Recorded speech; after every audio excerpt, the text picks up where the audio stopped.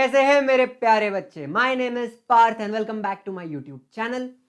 हम आ गए हैं life processes in living organism part 1 के एंड में। हमने सेल डिवीजन स्टार्ट किया था, जो माइटोसिस हमने पढ़ लिया है। हमने हैप्लॉइड वर्सेस डिप्लॉइड भी पढ़ा है। एंड अब फाइनल शोडाउन, फाइनल टॉपिक है हमारा मियोसिस। बच्चों, meiosis is a complicated process. इसको पढ़ते वक्त अच्छों की हवा निकल जाती है, but we will try to keep it as simple as possible बच्चों। So let us start without further time pass. तो हमने सेक्सुअल रिप्रोडक्शन के बारे में दो तीन चीजें पढ़ी हैं। देयर आर टू पेरेंट्स, एक पप्पा और एक मम्मा, एक मेल एक फीमेल, एंड ये दोनों अपने बॉडीज में प्रोड्यूस करते हैं gametes. What are gametes? They are the reproductive cells. Male के बॉडी में बनेगा स्पर्म, फीमेल के बॉडी में बनने वाला है एग। एंड हमने एक और चीज पढ़ी थी कि स्पर्म और एग होते हैं हैप्लॉइड इन नेचर। मतलब इन दोनों के अंदर है one set of chromosome, single set of chromosome. And जब एक स्पर्म और एक एग फ्यूज हो जाता है तो बनता है बेबी, बच्चा बनता है। एंड बच्चा कैसा होता है? It is diploid. मतलब बच्चे के अंदर होगा to sets of chromosome, one coming from the father and one coming from the mother. Now हमें पढ़ना यह है कि स्पर्म और एग बना कैसे, ये लोग कौन से प्रोसेस से बनते हैं, एंड वो प्रोसेस है मियोसिस। तो बच्चों, ये मियोसिस कहां होगी? It will take place in the reproductive organs. Males में होते हैं टेस्टिस। इसके बारे में हम डिटेल में अगले चैप्टर में पढ़ेंगे। अभी सिर्फ इतना याद रखो, टेस्टिस बनाते हैं स्पर्म। कौन से प्रोसेस से बनाते हैं? मियोसिस से।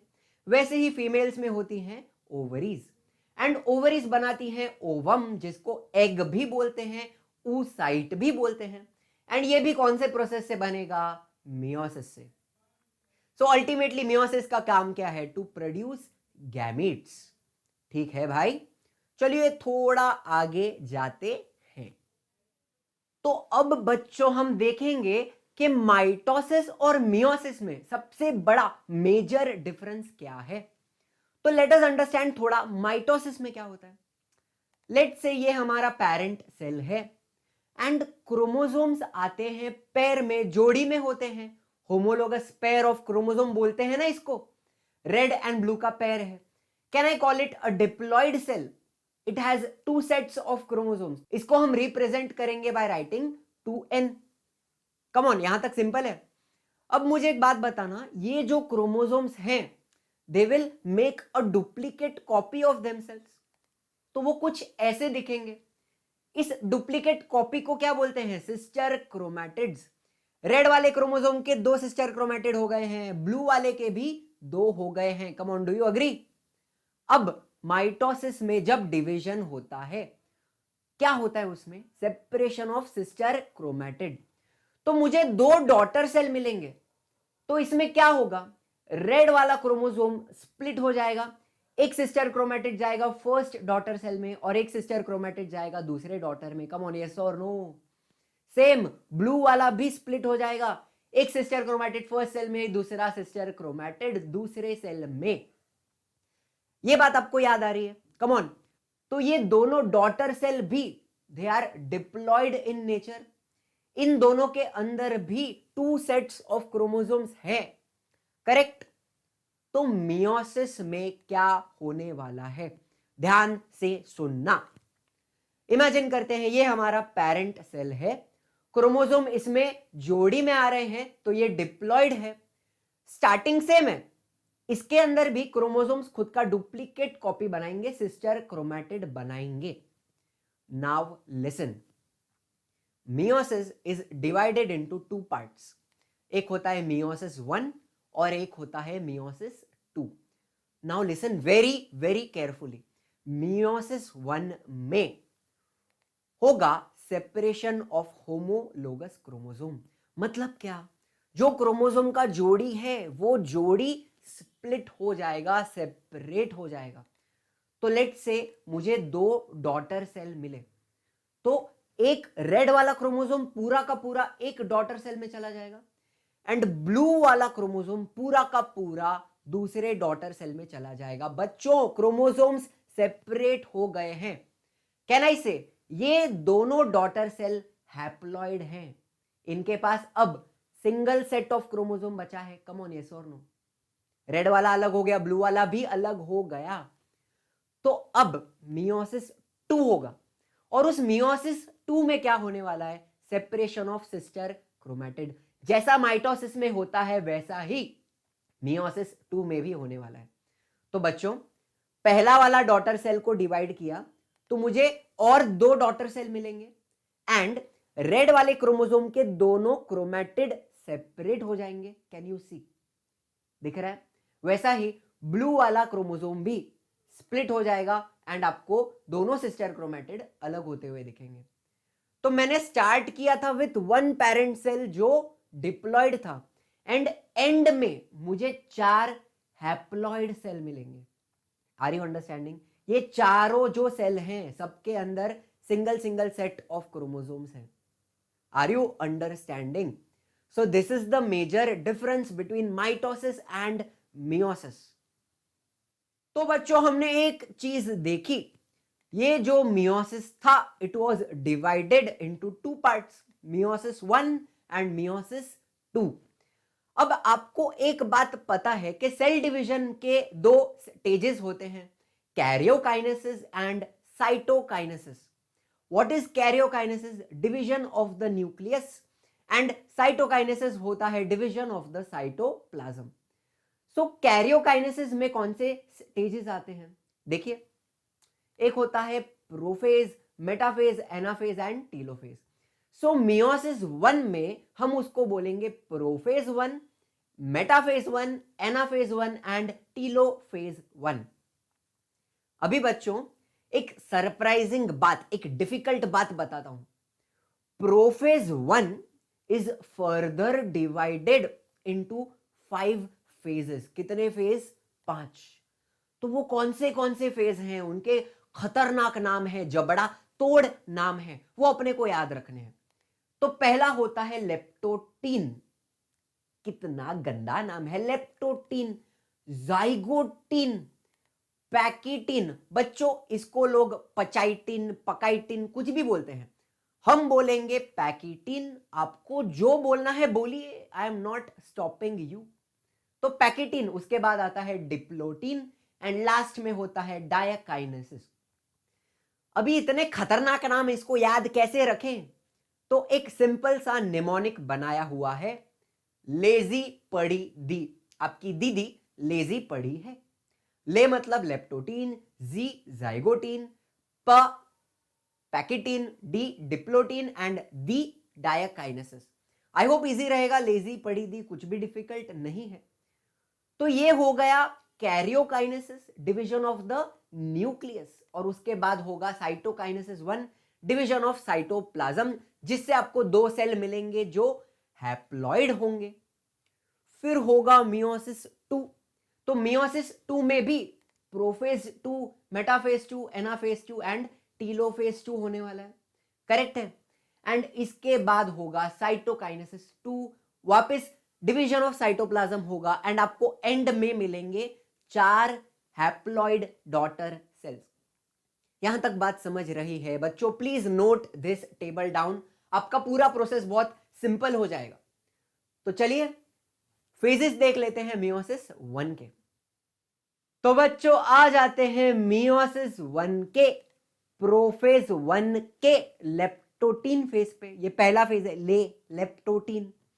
कुछ भी डिफिकल्ट नहीं है। सुनो, न्यूक्लियस में आपको क्रोमैटिन फाइबर दिख रहा है, थ्रेड लाइक स्ट्रक्चर है, पूरा एंटैंगल्ड है। हमने पढ़ा है ना कि क्रोमैटिन फाइबर्स कंडेंस होते हैं, लपेटते हैं एंड उससे बनते हैं क्रोमोसोम्स। तो वही करना है, करो। क्या मिला? सो पहला point is very simple. Chromatin network, chromatin fibre, they will condense, लपेटेंगे and they will convert into chromosomes. Chromosome बन चुके हैं, रेड वाला भी बन गया और ब्लू वाला भी बन चुका है। कुछ भी डिफिकल्ट नहीं है। फिर आपको ऊपर सेंट्रियोल दिख रहा है ऐसा दो छोटा रेक्टेंगल है, दे आर परपेंडिकुलर, ये सेंट्रियोल्स डुप्लीकेट होंगे, they will make a copy and they will move to opposite poles of the nucleus, nucleus के दोनों साइड में आ जाएंगे। सिंपल है, the centrioles will duplicate and move to opposite poles. हो गया, लेप्टोटीन में इतना ही था, क्रोमोसोम्स कंडेंस हुआ, सेंट्रियोल डुप्लीकेट हुआ एंड ऑपोजिट पोल पे आया, दैट इज इट, खत्म। तो फिर आते हैं जाइगोटीन पे। अब देखो, रेड एंड ब्लू वाला ये होमोलोगस क्रोमोसोम है, अब दे विल कम क्लोजर, ये लोग एक दूसरे के करीब आएंगे, नजदीक आएंगे, आ जाओ, कितना प्यार है, देखिए, the homologous chromosomes will come closer, वो दोनों साथ में आ जाएंगे एंड एक दूसरे को टच करेंगे, एक पैर बनाएंगे। This process is called as synapsis. कुछ भी डिफिकल्ट नहीं है, द पेयरिंग, दो जोड़ी में आ गए होमोलोगस क्रोमोसोम, इसको बोलते हैं synapsis, that's it, the process of pairing is called as synapsis. Simple है, थोड़ा आगे जाते हैं। तो अब आता है पैकिटीन, पचाइटिन, पकाइटिन, आपको जो बोलना है, हम बोलेंगे पैकिटीन। पैकिटीन में ध्यान से सुनना, अभी तक आपको सिस्टर क्रोमैटिड दिख नहीं रहे हैं, now the sister chromatids will be visible. Pachytene के अंदर सिस्टर क्रोमैटिड दिखने लगेंगे, दिख रहे हैं दोनों के। अच्छा, अब क्या होगा, ध्यान से सुनना, crossing over will occur, red वाले का एक सिस्टर क्रोमैटिड, ब्लू वाले का एक सिस्टर क्रोमैटिड आपस में ओवरलैप कर रहे हैं, कैन यू सी? तो इसको क्या बोलना है, crossing over will occur between non sister chromatid.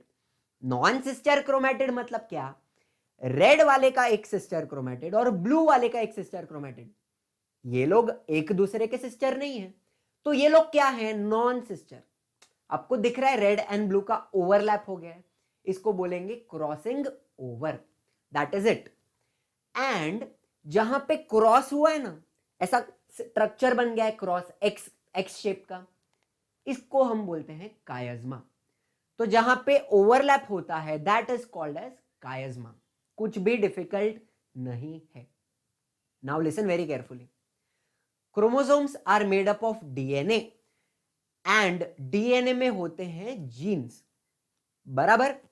तो because of crossing over, red वाले का थोड़ा जीन्स ब्लू वाले पे चला जाएगा एंड ब्लू वाले का थोड़ा जीन्स रेड वाले पे चला जाएगा, कुछ इस तरह। आपको दिख रहा है, एक्सचेंज हो गया जीन्स, तो इसको हम बोलते हैं जेनेटिक रिकॉम्बिनेशन। बच्चों, प्रोफेज 1 का सबसे इंपॉर्टेंट पॉइंट यही है, क्रॉसिंग ओवर होगा between non sister chromatid, chiasma बनेगा एंड होगा जेनेटिक रिकॉम्बिनेशन, एक्सचेंज होगा जीन्स का, that is it. Are you understanding? Pachytene खत्म हो गया। अब आता है भाई डिप्लोटीन, क्रॉस हो गया ना, तो अब क्या करेंगे ये लोग अलग हो जाएंगे।